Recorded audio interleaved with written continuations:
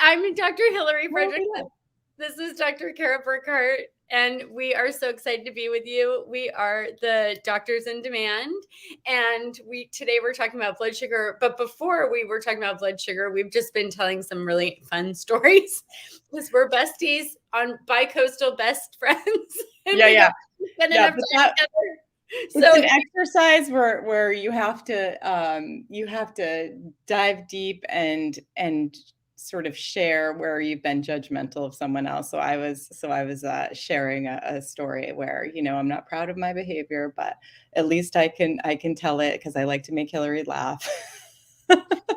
we are always in the process of trying to make ourselves better humans. That's what's Yes, we are. happening around here. And one of the ways that we make ourselves better as we age is by working on our cellular health. Do you love my like transition? Working on our cellular health. And what Yes. we're talking about today is aging really gracefully. And it's going to be a multiple part series that we're going to talk about different ways of testing and different ways of approaching aging. And so this goes for if you're on a fertility journey, the aging we're talking about is your ovary aging. And if you're past your fertility, pass through it, like us, the two of us, Kara and I are, for our health, are focused on how do we stay in our radiance and stay young and not get dementia or And there, yeah, osteoporosis.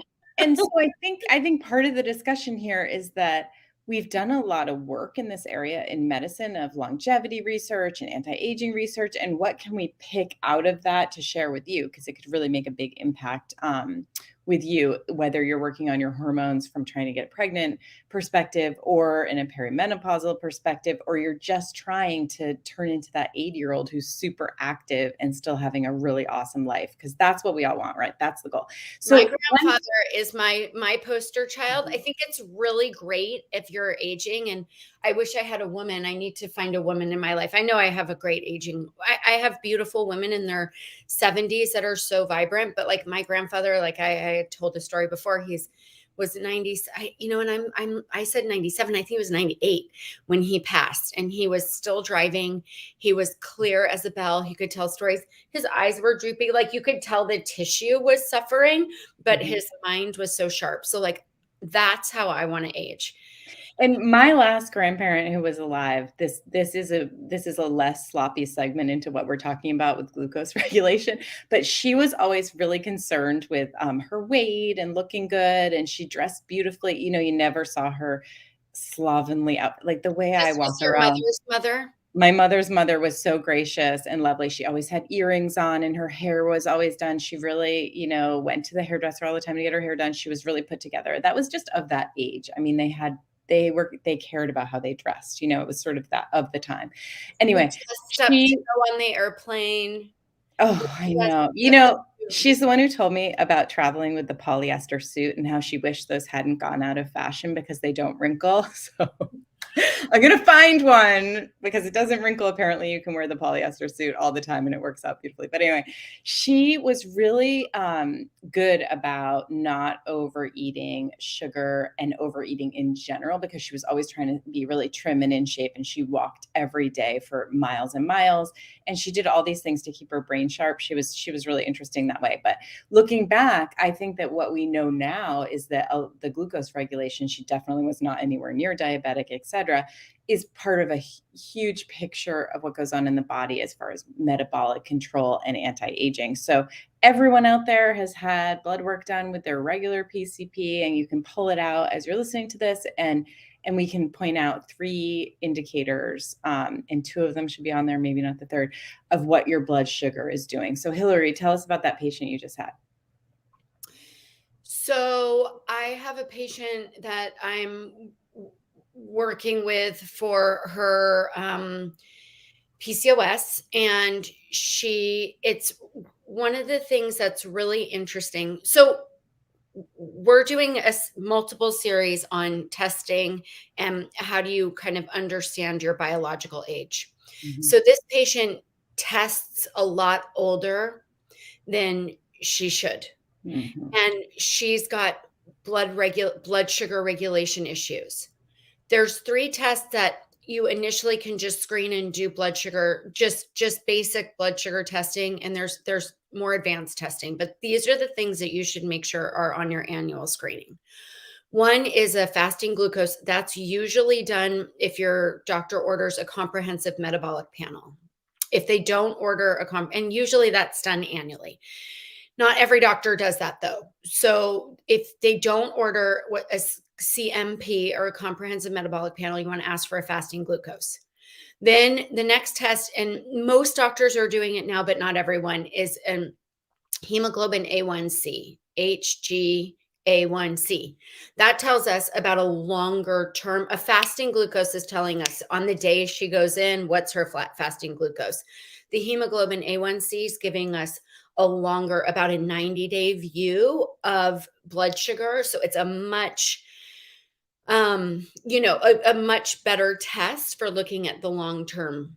And then Can I pop in on that second test? We have 3 tests. So the second test, the hemoglobin A1C, is potentially the most important of these 3 tests. So I want to just explain it a little more. Why does it give you a measure over the last 90 days or so? Because your hemoglobin cells in your blood, they're in your bloodstream, kicking around your body for about 90 days. So what they do is they grab these cells and they look at them and they say, what's the damage on the cell membrane that blood glucose caused? It's blood sugar is blood glucose. So how much sugar damage does this cell have? And then we can tell you how your glucose regulation was over the last 3 months. So you can see how that's an incredibly important marker. So that's the one you might need to ask for. And that is a really important test, hemoglobin A1C. So both of those tests are what they're using to screen for diabetes and what type 2 diabetes. So that is sort of lifestyle management. Type 3 diabetes, which is what we're looking at for brain health, so is another way that we're really tracking, like, okay, if a woman's tracking high for a long time on her hemoglobin A1C, she's going to be more at risk of getting dementia. She's going to be more at risk of having just long-term inflammatory damage to her brain that the higher blood sugar is doing. Okay, so those are those 2 tests. The third test that is not often, that usually needs to be requested, is a fasting insulin. And I advocate that that is a screening test and should be a screening test. It's usually added on by doctors if one of the other 2 markers is high or they're looking for more information. So if you have a good relationship with your doctor, you can ask them to have that be part of your screening blood work. But what's insulin? It comes from the pancreas in response to blood sugar or glucose rise in your blood. And that's where we get pre-diabetes and insulin resistance and weight gain around our centers that we can't lose. PCOS folks sometimes have that issue, but it's pretty manageable if you pick it up early. We just don't order the insulin often enough. So that's a really important marker to see, like, if this insulin is high, then we know that their cells aren't responding enough to insulin and we can work on that. So there's a thing called insulin resistance, right? So that's just what Kara said. So type 1 diabetes is issues with the pancreas. The pancreas is not making insulin. Those are people that need to take insulin. It's a very different disease. Most of them are diagnosed earlier in teenage years. That's a very different thing than type 2 diabetes. They really shouldn't be in the same, they're very different. Type 2 diabetes is a lifestyle issue. And many people never get to the actual diabetes, but they're having major blood sugar issues that will contribute to aging, an increased cellular age. So you are basically functioning older than you should be, and inflammation. So, and it shows up in for obesity and skin, like skin radiance, and again, brain health. So this is like a really important thing for brain health.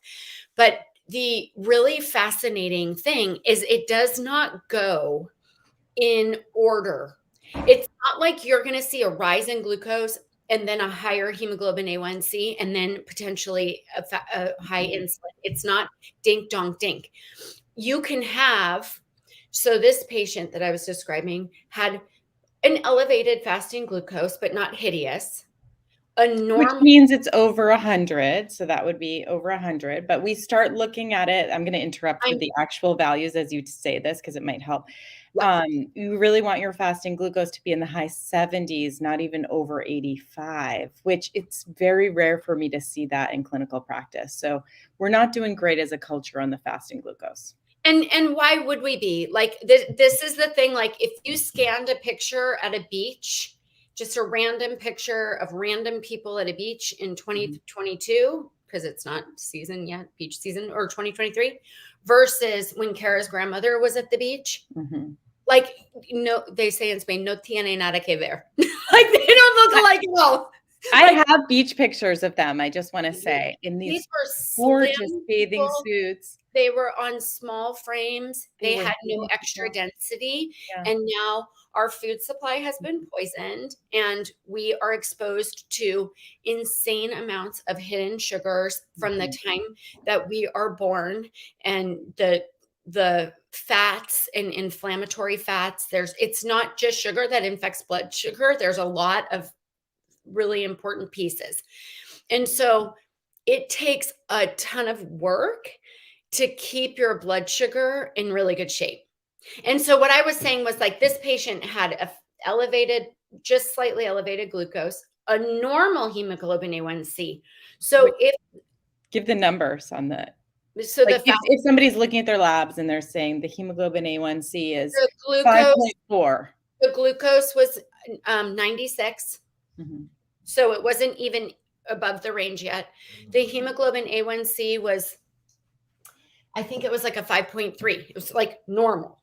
But what we want is more like a 4.8, 4.9, maybe not over 5 to protect our brains from early onset dementia, etcetera. That's what the research really says. The fasting insulin was very high. The fasting insulin was 35, which is extraordinary, which Mhm, means that she's having, her cells are having, they are resistant to what's happening is the bloodstream. There's like the brain really eats only glucose. So what's happening is when you eat and your blood sugar's high, your cells, insulin is released from the pancreas to let the glucose into the cell. Insulin's like the key that opens up the passage so the glucose can run through into the cell so that the cell can use it for energy. and glucose is the main energy source for our bodies, right? This is what we fuel on. It is our main fuel. It's sugar. But we can make it.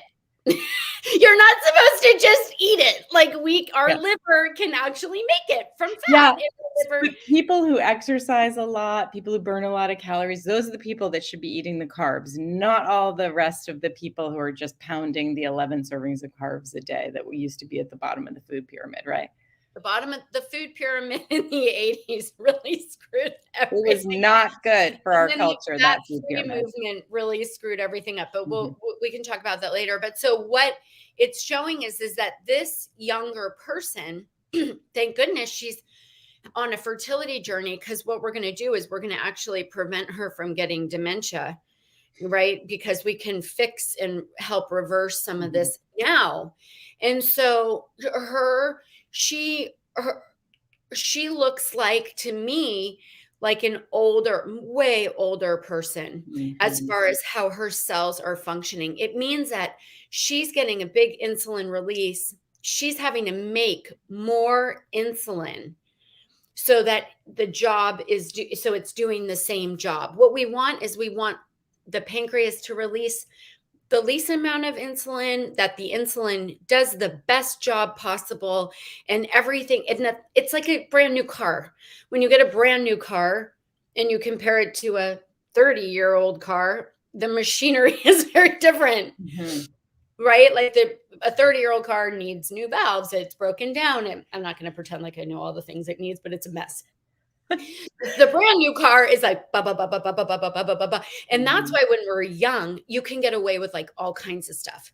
You can drink a ton of alcohol and not have hot flashes. You can do things to your body that when you're older, like perimenopause is often the very first major breakdown, or postpartum, like when you're in your 30s or 40s.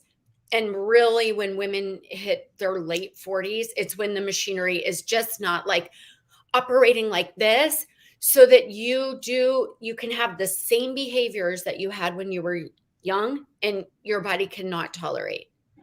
Right. Um, and And so, And sorry. these are preventable issues. This is something you actually can do, you can take charge of if you have the right information. So the first set of lab tests we decided to discuss with you are things your primary care can order easily.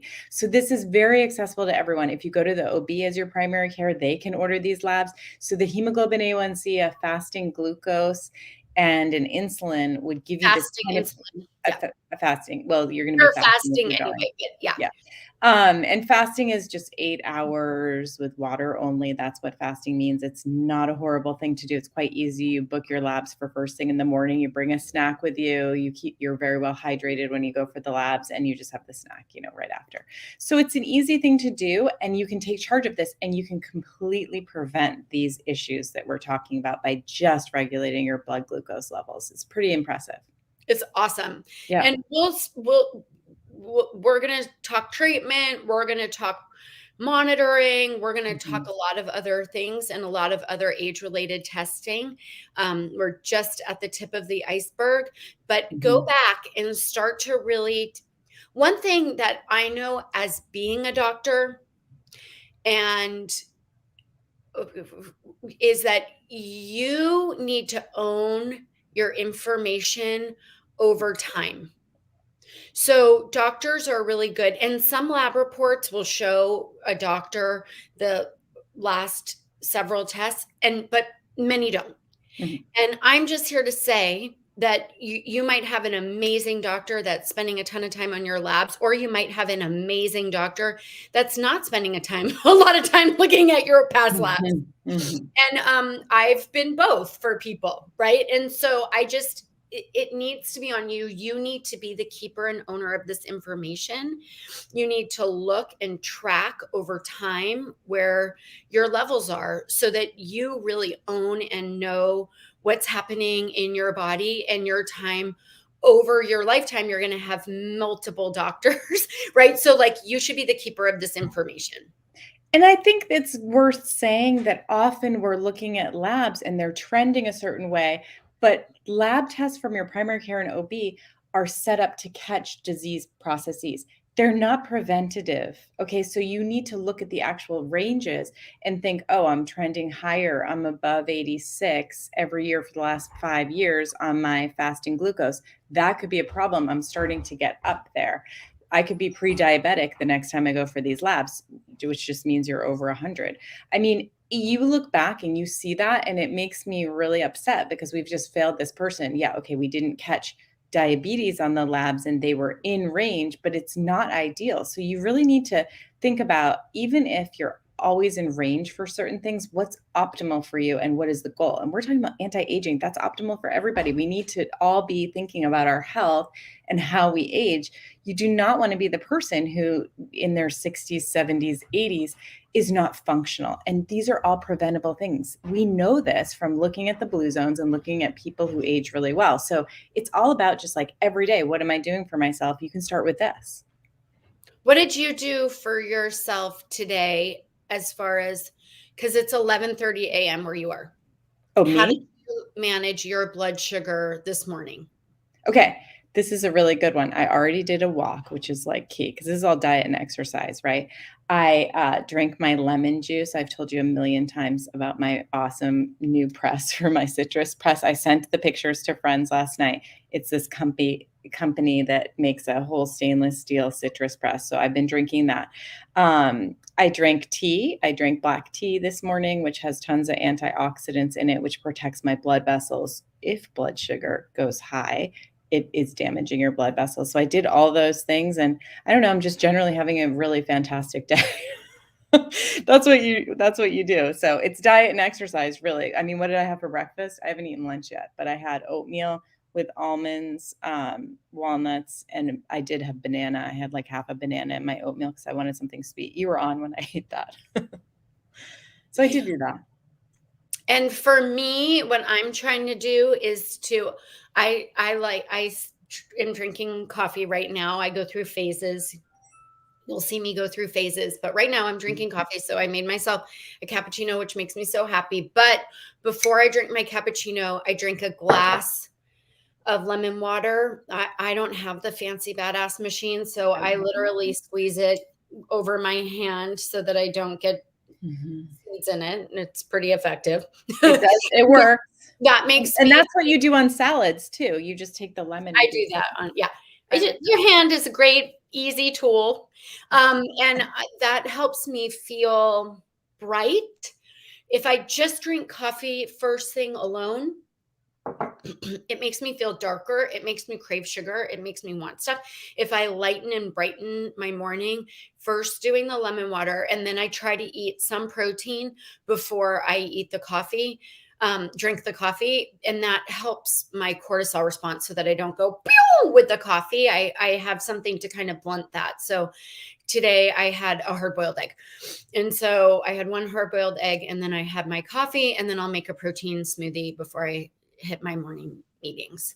Yeah. So it's just diet and lifestyle. It's sort of the choices we make throughout the day. One thing I think is worth saying if we're talking about glucose regulation being key for anti-aging is you have to plan the meals. I think where I make the biggest mistake is if I go hours and hours without eating, the thing I want to eat is not going to be good for me at that point. So I have to kind of eat or know what I'm eating before I get really, really hungry, because I'll go for that simple carb if I'm starving. It's just going to be the thing that satisfies me the most quickly. And the thing that's the easiest to grab is like cheese and crackers, right? Like, so if everybody has cheese or crackers in their house and you come home and you haven't had a good meal, you're going to grab that. And like many people think, oh, I'll just eat cheese and crackers when I'm making my meal.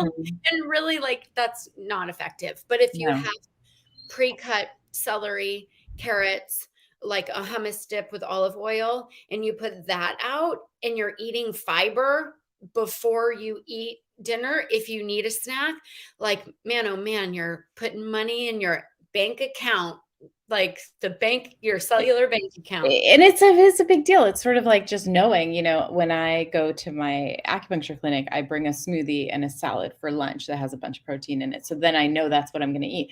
Otherwise, one of our staff is going to go you'll get Chick-fil-A and grab me something, and I'm not going to get something else. Dunkin' Donuts, Chick-fil-A. We are not going to Dunkin' Donuts. We are not. We're going to Whole Foods, but I'm still choosing the thing at Whole Foods that's not, it's not as good quality as what I'm going to bring from home. So if I just take that second to organize it in the morning, then I have a way better day. It's just a thing I've learned. I'm a person who can't go hours and hours without food. No, you can't. So I have to sort of plan it. That I eat a lot. You cannot. I have to plan it, and I have to know. And I think that's a big piece of what's hard for people, making roasted vegetables over the weekend and really just keeping this stuff ready to go in your fridge is just a key to keeping your blood sugar balanced, because you have all these great antioxidants and you have these things you need to eat. So it's all diet and lifestyle. It's so interesting to just change that and see how you do. Anyway, happy aging, everybody. Go look at your old lab work. Yes. If you're doing screening lab work, make sure you get that insulin added in, and go have fun today, because that's a huge thing for your aging. Smiling, laughing, and having fun. It is good. I love you. Love you. Bye.